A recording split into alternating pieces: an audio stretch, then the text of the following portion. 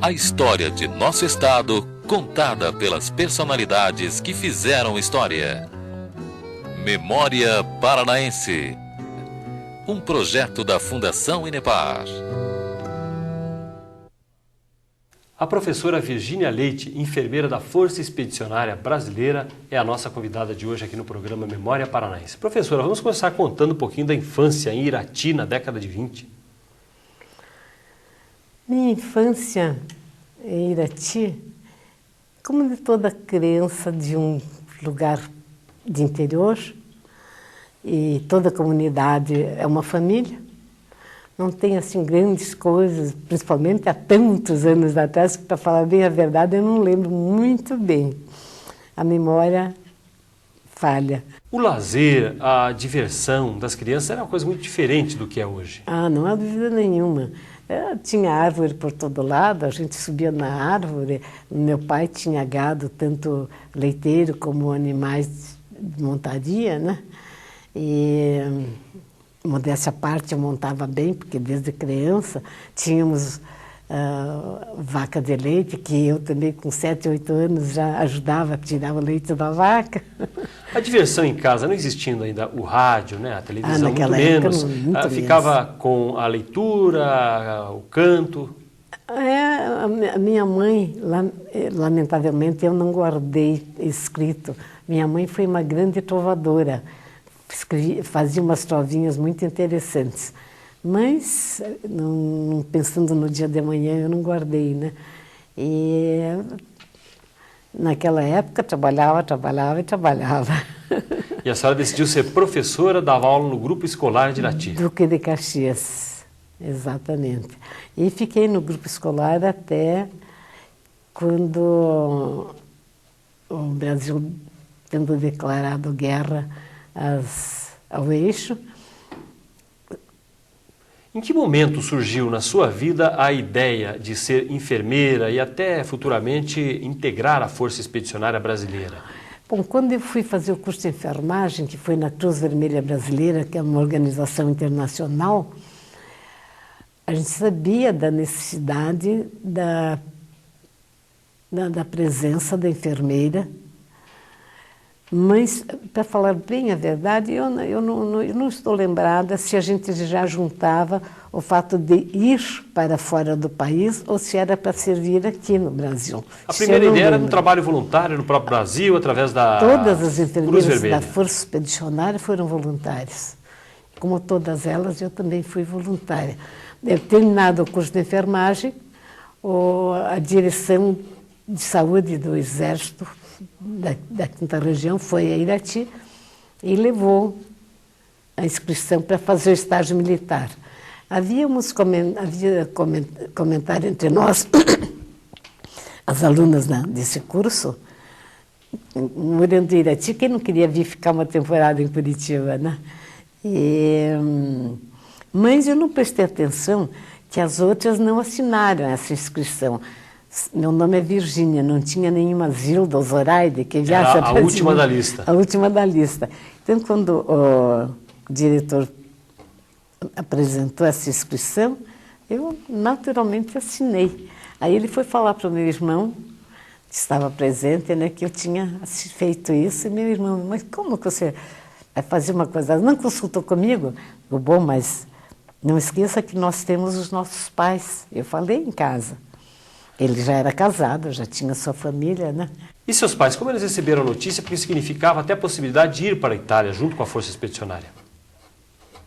Olha, nem eu mesmo pensei nessa possibilidade, porque inicialmente a minha ideia, o que eu lembro é que nós serviríamos em hospital no litoral do Brasil.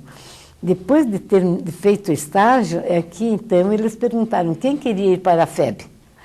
Aí já era difícil de voltar atrás, né? Eu fui a Irati, comuniquei isso aos meus pais e nesse meio tempo chegou um telegrama convocando, fazendo a convocação, mas já havia a minha concordância, né? Como de todas as outras. Mas a senhora tinha assinado a inscrição, as outras não tinham assinado. A senhora Bom, não ficou a com medo inscrição de para o ter estágio sido... militar. Mas não ficou com medo que isso representasse a possibilidade de ir para a guerra? Não, eu não lembrei, não me lembro, eu acredito que eu não tenha lembrado dessa possibilidade.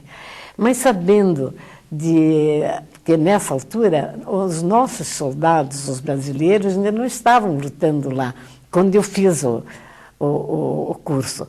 Mas sabendo do barbarismo que havia, porque para mim guerra é barbarismo, e já naquela época era assim. Então, achei que se nosso soldado ia, nós tínhamos obrigação dele, nosso irmão, como nós dizíamos. A senhora já acompanhava pelo rádio, a família Não há acompanhava dúvida. na década de 40 pelo Exato. rádio, e a preocupação era grande. A preocupação era grande. E fiz o estágio, e aí quando eles fizeram esse convite, naturalmente eu aceitei e falei com os meus pais, né, por telefone, com a concordância deles, e saiu a convocação, eu vim já sabendo que ia para o Rio de Janeiro, sem saber para onde iria depois. Mas com a possibilidade de ser levada para a Europa. Isso era uma possibilidade que a senhora conhecia. Para a Europa, sim, sem saber o lugar. Os seus pais não reagiram? Não houve um momento que tentaram impedir? Olha, meu pai ficou assim, com um ar muito triste, meu pai principalmente, e eu falei, na hora que eu ia embarcar para vir para Curitiba, me apresentar no QG aqui, né? Quando eu vi a tristeza do meu pai, naquele tempo não tinha, não lembro que tivesse propaganda de outros creme dental, eu falei, pai, um sorriso Colgate, e ele fez um ar de riso, e eu guardei aquele ar de riso sempre comigo. E depois a senhora acabou sendo levada... Fomos para o Rio de Janeiro.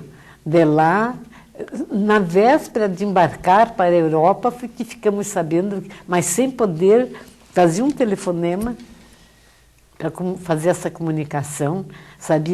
Então sabíamos que íamos para a Itália, mas deixamos uma carta, tínhamos um código e não tinha o nome do lugar.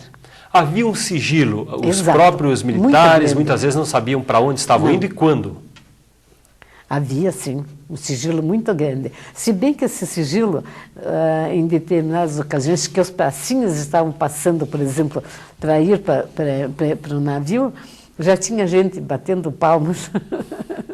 A senhora sentiu a pressão das próprias colegas quando se falava que a Cruz Vermelha tinha falta de enfermeiras? As próprias colegas incentivaram essa inscrição? Não há dúvida, porque eu, sendo assim, de temperamento muito sensível, para fazer o curso de enfermagem, eu titubeei muito, mas aí começou com a história que quem não fosse fazer o curso era a quinta coluna, que a quinta coluna era muito mal falado, né? E com muita razão, porque a quinta coluna trabalhou tremendamente contra o próprio Brasil. Prontamente, eu fiz o curso. O fato é que elas falaram, mas no fim quem foi a senhora, ninguém quis ir. Exato. Elas fizeram força para eu fazer o curso, mas na hora de fazer o estágio militar, todas deram para trás.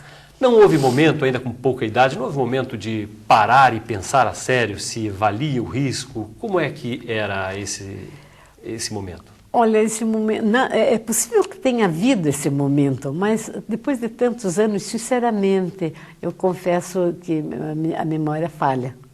A convocação, quando veio exatamente a notícia do embarque, da ida para a Europa, mesmo nesse momento a senhora não se recorda de ter sentido medo? Não, medo sim, que dúvida. Porque havia um risco, né? Se fosse por navio, fosse por avião, havia um risco. Não, eu vou contar um pormenor. Quando eu soube que eu ia embarcar, o meu primeiro pensamento, eu fui à Igreja da Penha, subi a pé, né, aquela escadaria, e junto a Nossa Senhora, eu disse assim, eu não peço a minha vida. Voltando, eu quero encontrar os meus com vida. Era essa a sua preocupação. Agora, uma coisa importante para contar é que não existia uma remuneração, que na verdade era simbólica, não era alguma coisa vista como uma carreira, como um trabalho para se ter um pagamento. Da minha parte, não, absolutamente. Eu nunca fui atrás de pagamento. Eu sentia que era um dever meu. Era fazer uma alguma coisa como voluntariado, exatamente. Voluntariado para prestar um serviço ao meu país. E o embarque, o avião, a viagem para a Europa, o que é que a senhora se lembra? Que eu me lembro que, olhando pela janelinha, quando eu vi o Corcovado desaparecendo, o Cristo no Corcovado desaparecendo, será que eu volto a ver tanta beleza? E essa viagem foi longa? Foi longa. Nós saímos daqui, fomos no Nordeste do Brasil. Depois do Nordeste, fomos à África, não lembro agora quais os países da África. Chegando à Itália, o confronto com a realidade da guerra, cidades destruídas, como foi essa experiência? Doloroso. Apertou o coração. Não sabia se podia continuar, mas continuei. Em Nápoles ficaram diversos colegas, inclusive duas aqui do Paraná, que do Paraná nós éramos em 8. E em Livorno eu fiquei com mais 4 colegas, e uma foi para o hospital de Pistoia. Depois, quando houve aqueles combates fortes no fim do ano, que lamentavelmente não foi conseguido o resultado esperado da tomada de Monte Castelo, o Hospital de Pistoia precisou de um grupo de equipe de socorro, e eu fiz parte dessa equipe com mais 3 colegas, 4 médicos e 4 enfermeiros. Ficamos mais ou menos 15 dias em Pistoia, depois voltamos para Livorno, onde era o hospital que havia sido designada. O hospital era uma colônia de férias que o governo havia feito e foi aproveitado para o hospital. Agora, em Pistoia, inclusive a sala de cirurgia era numa barraca. Professora, vamos para o intervalo então. Estamos conversando com a professora Virgínia Leite, que foi enfermeira da Força Expedicionária Brasileira na Itália, na Segunda Guerra Mundial. Já voltamos. Estamos apresentando Memória Paranaense, um projeto da Fundação Inepar.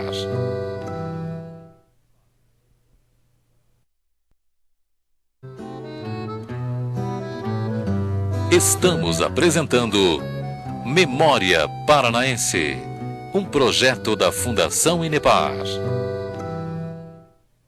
Vamos prosseguir com o programa Memória Paranaense, ouvindo hoje a professora Virgínia Leite, integrante da Força Expedicionária Brasileira na Itália, como enfermeira. Professora, a chegada, o hospital, a primeira impressão que a senhora teve quando observou, né, aquela situação com tantos jovens feridos? Uma dor do coração muito grande mesmo. Essa sensibilidade, a senhora já tinha quando jovem, e como é que essa sensibilidade que a senhora tem hoje, isso interferia no seu trabalho? Quase interferiu. Eu sempre fui muito sensível, desde criança, e a família era toda muito sensível. Mas eu acredito piamente que com a guerra essa sensibilidade aumentou consideravelmente. Mas lá tinha que ter autocontrole. Tinha que ter autocontrole, mas inicialmente, eu acredito que eu já tenha dito isso, o americano ele tem uma organização muito... Ele abusa do direito de ser organizado. E então, saindo do horário de trabalho, tínhamos cinema, tínhamos baile, tínhamos teatro, o que quisesse para distrair. A estrutura de atendimento, material, alimentação, então, era de boa qualidade? Muito boa. Alimentação, medicação e combustível, sim, tinha a granel mesmo. Naturalmente, nós estranhamos, porque justamente na época do frio, eles usam muito doce junto com a alimentação. Mas deu para... Só que eu, inicialmente, eu não queria sair da zona hospitalar.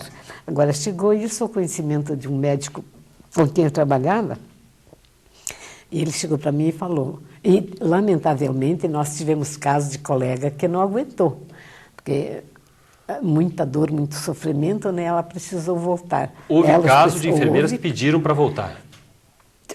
Sim, porque o trabalho elas não aguentaram, né? Se bem que depois aqui elas se recuperaram e voltaram até a trabalhar e saiu-se muito bem. Mas, então, esse médico chegou e disse, você sabe que já teve colega sua que voltou. Então, você está no caminho para ir. Aí eu procurei mudar de pensamento. Fui a um baile, fui a uma festa, fui a um teatro. E voltei da guerra, da guerra após o término dessa guerra, né? Eram feridos de todas as nacionalidades, não somente brasileiros nesse hospital? Tinha o americano, tinha o inglês, tinha o italiano, inclusive alemão chegou a passar pelo hospital onde eu trabalhei. Nos 2 hospitais que eu trabalhei passaram alemães. Só que eles não falavam português e eu não falava alemão, né? Então a gente dava assistência, fazia o que era preciso, sem trocar ideias. Agora, qualquer que fosse a nacionalidade, imagino que a dependência, até a afetividade, né, o vínculo emocional acabava existindo daquelas pessoas, aquelas enfermeiras que estavam ali dando a assistência. Até o inimigo, o alemão, que antes de ser ferido era inimigo, deixou de ser inimigo ou ser ferido e era tratado da mesma maneira que o brasileiro. Não havia no hospital diferença de nacionalidade? Nenhuma. E os feridos todos eram tratados igualmente. Surgia a sulfa, a penicilina, isso dava uma esperança maior? Muito grande, porque na época ela tinha recém-aparecido e tinha um poder extraordinário de cura, né? Eu considero, não sei se devo dizer isso, verdadeiro milagre, porque chegava um ferido que a gente pensava, não anoitece. Ele anoitecia, amanhecia, passava os dias e ele acabava se recuperando. Não há dúvida nenhuma que teve caso, não houve recuperação imediata, os casos mais graves eram mandados aos Estados Unidos e quando não se podia ser resolvido no Brasil, voltava em navio para o Brasil. Relativamente, o número de mortes neste hospital era baixo? Baixíssimo. Eu não fiquei um ano, mas o diretor do hospital, um coronel americano, comemorando um ano de existência desse hospital, eu estava lá. Ele falou que nesse ano de existência tinha tido apenas 10 mortes. Passavam milhares de homens feridos por ali, então o número realmente foi pequeno.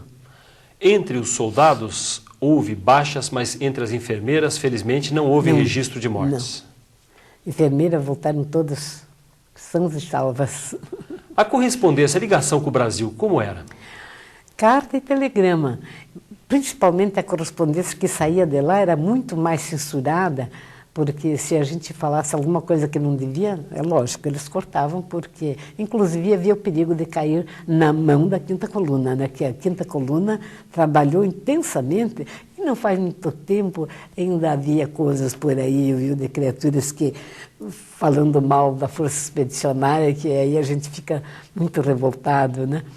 As cartas vinham muitas vezes cortadas, partes apenas da correspondência. Completamente. Se falasse qualquer coisa que não devia, que a gente, no ímpeto de dar notícia, falava no lugar, falava de feridos, né? E eram cortados. E havia preocupação de tranquilizar a família que estava tão distante, esperando notícias? Naturalmente havia, né? Agora, os telegramas, como o telegrama era menos censurado, porque era menos, nós tínhamos um número... querendo dizer, por exemplo, estou bem de saúde, tinha um número X. Não podia dizer que estava mal de saúde, né? Porque aí não tinha disso. Mas, e outras coisas, saudade, quero notícias, era um número. A rotina diária, qual era?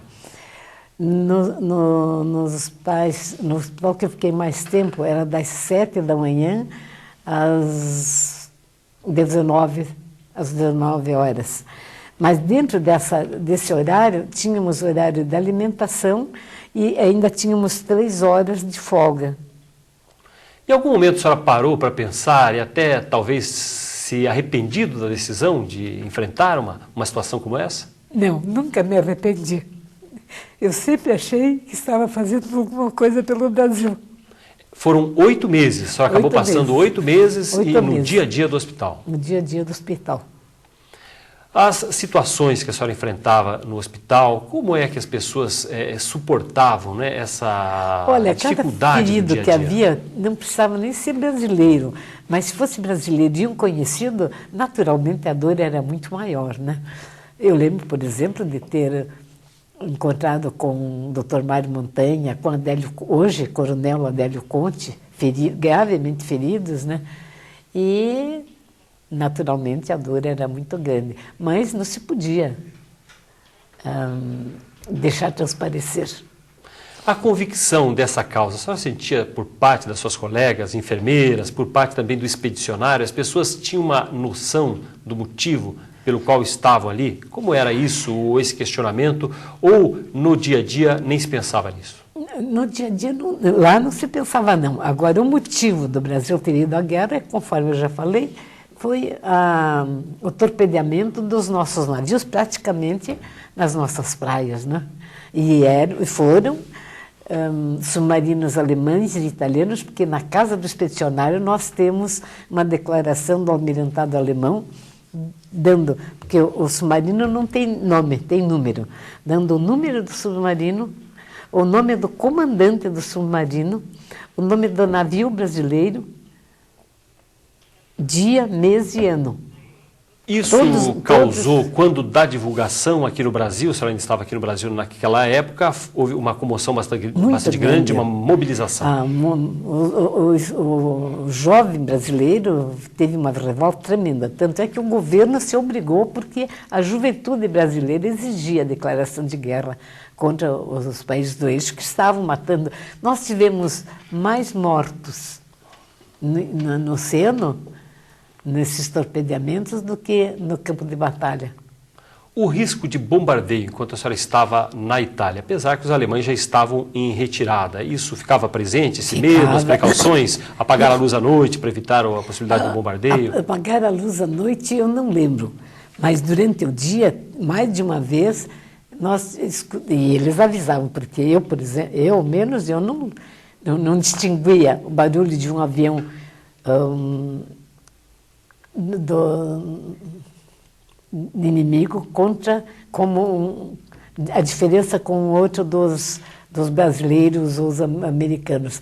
Mas quem distinguia avisava e havia o risco de... Mas o avião alemão passava por cima do hospital e ia deixar cair a bomba lá na frente. O hospital nunca foi bombardeado. A sua lembrança dos italianos em relação aos brasileiros, os italianos que estavam ali enfrentando uma guerra há muito tempo, né? Já acontecia a retirada dos alemães, mas que enfrentavam uma situação difícil, as cidades destruídas. Como era o comportamento dos italianos com relação, por exemplo, aos brasileiros que estavam por lá? Olha, grande parte dos italianos, eles consideraram os brasileiros, o soldado brasileiro, como libertador do país deles. Agora, naturalmente, havia também os que ainda tinham aquela mágoa, porque serviram ainda na época do Mussolini, né? E naquela ilusão, e houve, inclusive, assassinato, envenenamento por parte de italianos, né? Porque a Itália tinha lutado ao lado da Alemanha. Tinha lutado ao lado da Alemanha. Agora, aqueles que tiveram suas cidades conquistada pelos brasileiros, o soldado brasileiro era recebido com festa e flor pelos italianos. Momentos que tenham marcado com relação ao que a senhora viu, as pessoas feridas, né, situações assim que não dá para esquecer. Foi encontrar um soldado sem pernas, sem braço e cego. E ele, quando escutava alguém falando brasileiro, português, ele pedia pelo amor de Deus que eu matasse, mas não se podia fazer isso. Tanto não se podia que não faz muito tempo um nosso expedicionário daqui foi ao Rio e teve a oportunidade de encontrá-lo com pernas mecânicas, braços mecânicos, mas a visão não voltou. Mas acabou sobrevivendo e continuou a vida no Brasil depois. Continuou. Dali ele foi para os Estados Unidos, que colocou as pernas mecânicas, os braços, né? Tinha ganchos, ele tomava água, comia, fumava com os ganchos, né? Dos feridos que sobreviveram, foi o caso que mais marcou do que a senhora viu na Itália. Exato. Como eu falei, teve, por exemplo, o Dr. Mário Montanha, o Coronel Adélio Conte, que eram pessoas assim que eram conhecidos, então é lógico, né? Mas esses sobreviveram e não ficou assim não tiveram nenhum membro perdido. Professora, vamos para mais um intervalo. Conversa conosco hoje aqui no programa Memória Paranaense a professora Virgínia Leite, que foi enfermeira da Força Expedicionária Brasileira na Segunda Guerra Mundial. Estamos apresentando Memória Paranaense, um projeto da Fundação Inepar.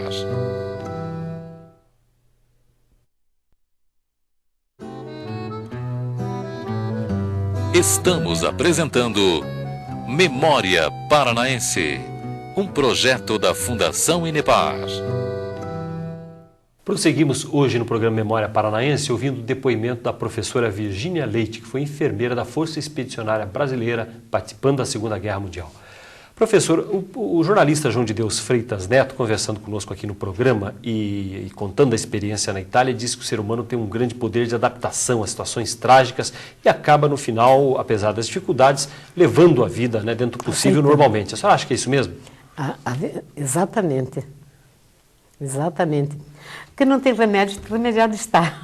E no fim há tanta coisa para se fazer nesse atendimento que os dias vão passando e a pessoa não sente. A gente nem sente. A senhora acha que acabou passando rápido esse período de 8 meses em um hospital atendendo pacientes? Graças a Deus passou rápido.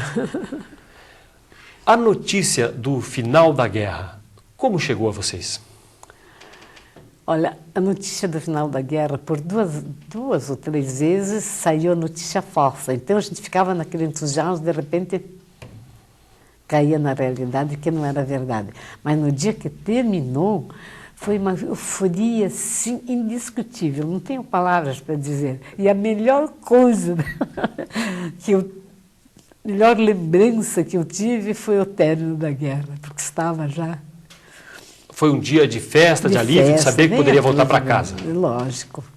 Muita festa. Esse anúncio, como foi dado aos soldados, às enfermeiras? As enfermeiras, eles deram pelo rádio no hospital, né? E o soldado, se bem que nós tivemos companhia, que mesmo depois do término da guerra ainda foi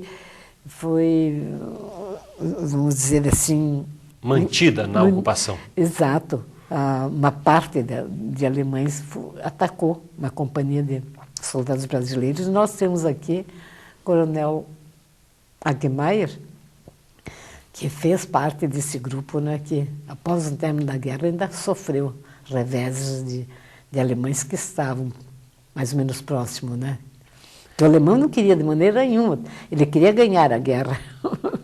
A expectativa sobre o final da guerra, se imaginava que ela terminaria assim nesse prazo de 8 meses da permanência dos brasileiros na Itália ou até havia a impressão que poderia durar mais tempo? Segundo o que eu lembro, a impressão é que podia durar mais tempo. Porque depois de 50 anos é difícil dizer com tanta precisão, mas o que eu lembro é que podia levar mais tempo. E como foi o preparativo para o retorno para casa? Bom, aí foi as mil maravilhas, né? Porque só o fato de estar voltando para casa com o término da guerra, se bem que houve uma notícia que felizmente foi falsa, de que havia o risco dos brasileiros irem para o Pacífico. Mas... Porque o Japão continuava na guerra. Continuava na guerra. E há quem condene os Estados Unidos por ter lançado a bomba, mas segundo o que eu vi falar e li, se não tivesse soltado a bomba, teria havido maior número de mortos, quer americanos, quer japoneses, e duraria muito mais tempo, né? Então, as bombas foram atiradas, foi uma coisa pavorosa, mas teve menor número de vítimas. A volta para o Brasil foi logo a seguir do final da guerra ou ainda houve um tempo para isso? Houve um tempo para o preparativo da viagem, né? E assim como fomos de avião, as enfermeiras todas, aliás, todas não, algumas voltaram com feridos em navio, mas foi um número bem pequeno. O maior número voltou de avião. O que a senhora se recorda do retorno, da chegada ao Brasil? Olha, E isso é pena que eu não sei onde está no momento para mostrar.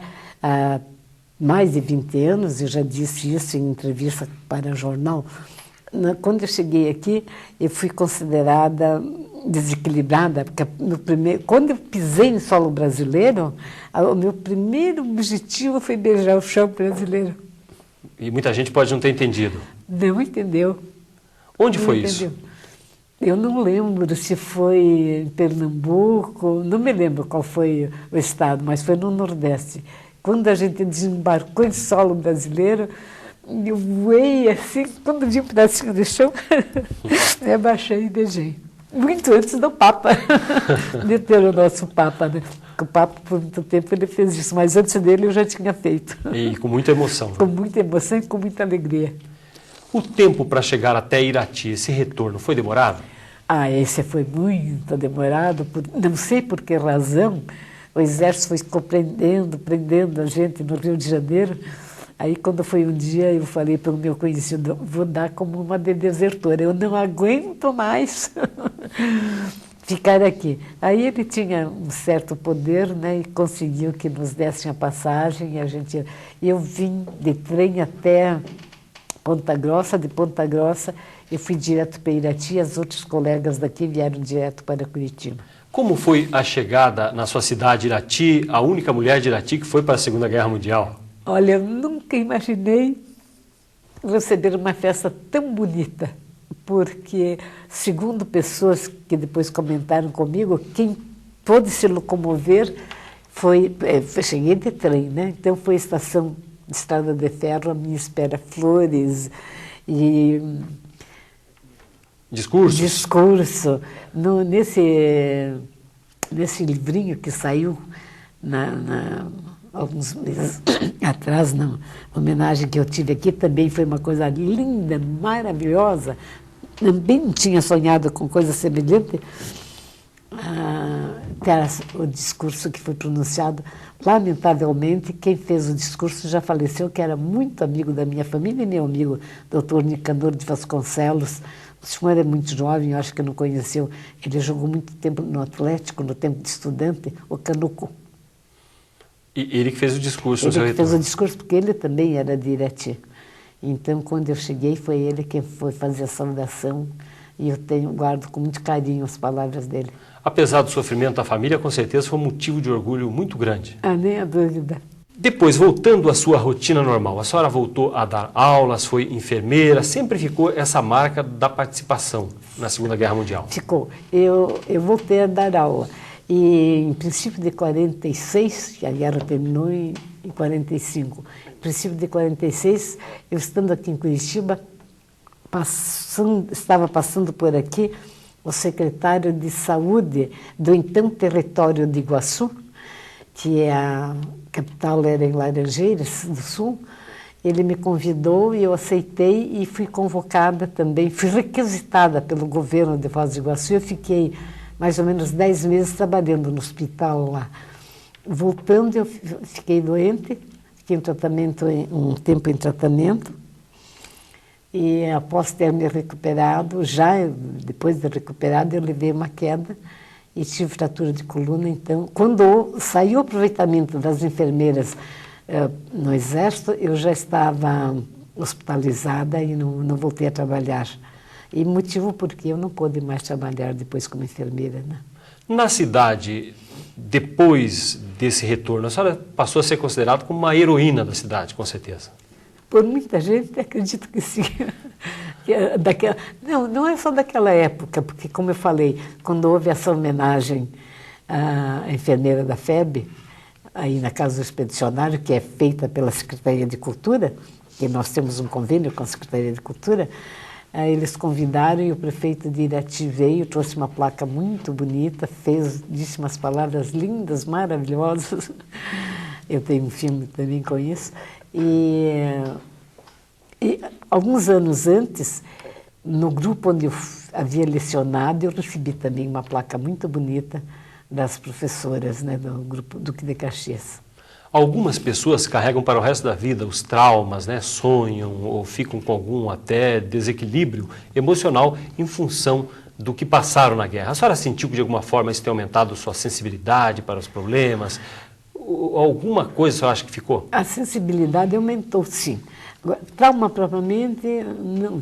Trauma tem o soldado que esteve em frente de batalha matando para não morrer, né? E a quem eu sempre digo, tem que se tirar o chapéu. Os expedicionários no retorno ao Brasil nem todos tiveram uma grande sorte, né? Porque por muito tempo ficaram esquecidos. Muito tempo. Só quando nosso muito querido e hoje saudoso general Antônio Carlos de Andrade da Serpa foi para a diretoria-geral do PSOL e correu o Brasil todo, exigindo que, aí nessa época, os expedicionários estavam com mais de 50 anos. O homem que chega aos 50 anos sem refazer a sua vida, ele tem que ter um amparo. Porque leis sempre existiram, só que ninguém cumpria. E aí foram cumpridas. Hoje acontece de encontrar um ou outro que a maior parte do expedicionário, ele saiu da roça e foi para a guerra, voltou da guerra e foi para a roça.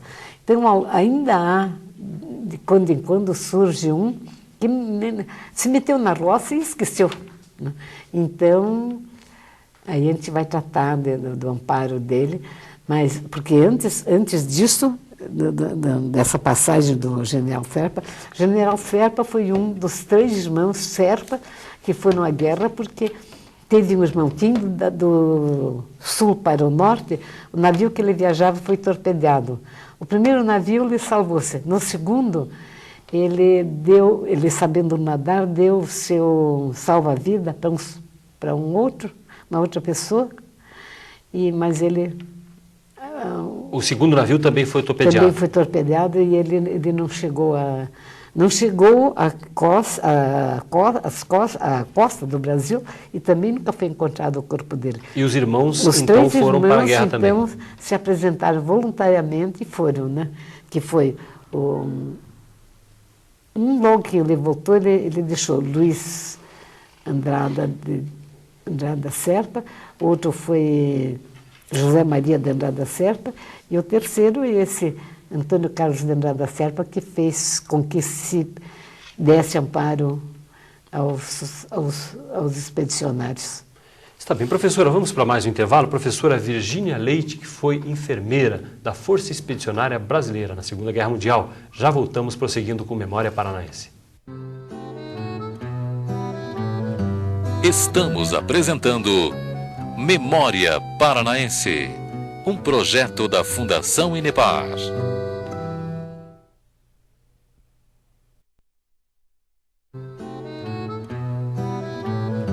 Estamos apresentando Memória Paranaense, um projeto da Fundação Inepar.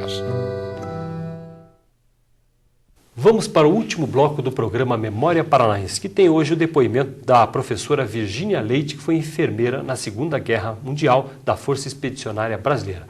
Professora, 30 anos praticamente tiveram então os pracinhas, depois que retornaram ao Brasil em 45, praticamente 30 anos esquecidos. Mais ou menos. A senhora, pessoalmente, chegou depois a ter a aposentadoria, ter alguma assistência como enfermeira? Depois de ter levado essa queda, eu fui reformada. E quando eu fui reformada, não tinha saído. No ano que eu fui reformada, saiu o aproveitamento das enfermeiras da FEB. E que a senhora não pôde aí participar? Eu não pude participar, não pude trabalhar mais, né, porque já tinha requerido a reforma. E um pouco antes, porque o senhor não perguntou, mas eu vou lhe falar. Curitiba foi o primeiro lugar a levantar uma casa, a erguer, a construir uma casa do expedicionário no Brasil. Por sinal, tem um monumento muito bonito em cima dessa casa. Normalmente eles acham que não se deve falar, mas eu não me preocupo muito com o que os outros pensam e eu digo sim que a casa... Porque eu também corri o Brasil quando o expedicionário foi amparado e a casa que tinha sido construída para ser uma espécie de hospedaria, e uma vez o expedicionário amparado deixou de existir esse motivo. foi transformado em museu. Eu corri o Brasil de norte a sul, de norte a sul, de leste a oeste, colhendo material. E tenho muito orgulho em dizer que no Rio de Janeiro eu recebi 2 metralhadoras alemãs. Para o Museu do Expedicionário. Para o Museu do Expedicionário. Uma eu não tive coragem de trazer porque tinha munição. E estava vindo o nosso companheiro, por sinal muito querido, a quem nós devemos muito na construção da casa, Marechal José Machado Lopes. Ele vinha de carro e ele trouxe o pacote com essa metralhadora. A outra trouxe dentro da mala. Mas, como eu estava dizendo, eu corri o Brasil e trouxe muita coisa, né? E, como eu estava dizendo também, eu tenho muito orgulho da nossa casa. Desculpa a minha falta de modéstia. Tenho muito orgulho da nossa casa. E como eu conheço, já falei, né, fiz esse trabalho, no Rio de Janeiro eles têm um prédio de 5 andares que não tem o que nós temos. E foi inaugurada depois de 20 anos após a inauguração da nossa casa. Em São Paulo também tem um prédio de 4 andares que não tem o que nós temos e foi inaugurado depois ainda que a sede do ex-combatente no Rio de Janeiro. É um trabalho também voluntário, só tem vocação para o voluntariado. É um trabalho voluntário, a senhora faz já de diretora social de 20 anos do Museu do Expedicionário. Exato. Mais de 20 anos que sou diretora social da... É um ponto de encontro do expedicionário. Exatamente. Toda tarde, essa hora, eles ainda estão lá. É o momento de se encontrar, de conviver. É. E eu espero que um dia o senhor apareça para tomar um cafezinho. Que atividades, principalmente, além do museu, o que é que a Casa do Expedicionário hoje tem como preocupação com essas pessoas que estão lá frequentemente? Bom, ela, dentro do que é possível, dá uma assistência, né? Porque, ainda que estejam amparados, sempre tem um ou outro que precisa, ao menos de uma orientação. E uma preocupação fundamental foi o acervo do museu, a busca das coisas que lembrassem a participação brasileira na Segunda Guerra. Exatamente. E nós temos, por exemplo, canhões que foi presa do exército alemão, né? Aquele canhão que está na frente. Nós temos o avião que fez o maior número de missões na Itália e foi pilotado pelo tenente Martins Torres, Alberto Martins Torres. Ele veio na inauguração do nosso museu e sempre que pode ele dá uma passada e uma alegria muito grande. A atividade do museu é uma atividade aberta também para a comunidade que tem interesse, que queira conhecer? A colégios, independente de colégios, a todas as pessoas que queiram conhecer sobre a história da Força Expedicionária, a casa está aberta. A senhora, como integrante da diretoria, com tanto tempo de dedicação à Casa do Expedicionário, no momento que todos os pracinhas já não estiverem mais aqui, como a senhora acha que esse trabalho poderia ter a continuidade? Deveria ser assumido ou pelo governo, por prefeitura? Qual seria o futuro da Casa do Expedicionário? Nós temos um convênio com a Secretaria de Cultura e eu peço a Deus, encarecidamente, que tenha um governante que tenha sensibilidade bastante para continuar a nossa casa como um museu. Porque a gente, por exemplo, nós vemos o museu, nem sei como está, por exemplo, o museu de Davi Carneiro, o museu de Alfredo Anderson. Então, nós temos, eu especialmente tenho essa preocupação do dia de amanhã com o museu da Casa do Expedicionário. O importante, a senhora acha que, de qualquer forma, se garantisse a manutenção desse acervo, que ele pudesse estar sempre aberto ao público. Exatamente. Nesse trabalho do dia a dia do Museu do Expedicionário, da Casa do Expedicionário, a senhora se reencontrou muitas vezes com pessoas que conheceu na Itália, ou até de pessoas que a senhora não se recorda, mas que tenham se lembrado da senhora, no atendimento, como enfermeira? Quer aqui, quer, porque de 2 em 2 anos nós temos encontro dos expedicionários. E quer aqui, quer em outros lugares, eu tive a oportunidade de encontrar com um soldado que tinha sido ferido e passou pela enfermaria que eu trabalhava, né? Então foi com muita alegria que, quando me chamaram, Virgínia, Virgínia, eu vi aquela criatura de braços abertos, não lembrava, porque passaram-se tantos anos, E eu estive na enfermaria que você trabalhou, eu fui cuidado por você, né? Isso é uma alegria muito grande. É um bom momento, né? Não há dúvida. E das famílias, dos jovens que não retornaram da Itália, eles também têm ali no Museu do Expedicionário uma coisa simbólica, um ponto importante? Aqueles que lamentavelmente, os que faleceram lá, o nosso museu, ele ficou um tempo assim, sem ter um trabalho ativo. E havia um museu, mas era uma parte pequena. E o tempo passou e a gente perdeu contato com familiares dos que faleceram lá, com raras exceções, né? E então, mas sempre que aparece alguém que prova que o parente foi expedicionário, é lógico, tem toda a atenção. Fazemos tudo o que é possível.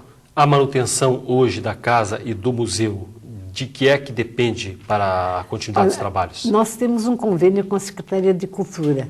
Além disso, a gente tem a anuidade e, como ainda não é suficiente, mensalmente nós temos um bingo. A participação na Segunda Guerra Mundial, com certeza, foi uma coisa que marcou sua vida toda, né? Teve consequências, é uma coisa que todo dia deve estar na lembrança. Exatamente. A senhora não veio a se casar, não teve sua própria família, mas sempre teve esse trabalho ou como professora, ou como enfermeira, Exato. De uma forma ou outra, agora no Museu do Expedicionário, sempre um trabalho voluntário, pode-se dizer, que é a sua grande vocação. É a grande vocação. Eu esqueci antes quando se criou a Legião Brasileira de Assistência, eu morando em Irati, eu acredito que eu fui uma das primeiras voluntárias também que trabalhou na Legião Brasileira de Assistência, sem nem passar pela ideia, né, que um dia eu ia fazer parte de um momento desse, né, da história. Exato. Finalizando, professora, essa medalha que a senhora traz, carregando sempre consigo, a senhora pode contar para nós? É o emblema da Força Expedicionária, né? E tem também o distintivozinho. Que a senhora carrega sempre junto. Não há dúvida. Muito obrigado, professora. Parabéns pelo trabalho, pela dedicação. Muito obrigado pela participação conosco. Uma satisfação e sempre que puder ser útil, disponha. Muito obrigado. Professora Virgínia Leite, que foi enfermeira da Força Expedicionária Brasileira, participando na Segunda Guerra Mundial. Muito obrigado também a você que acompanhou o programa conosco.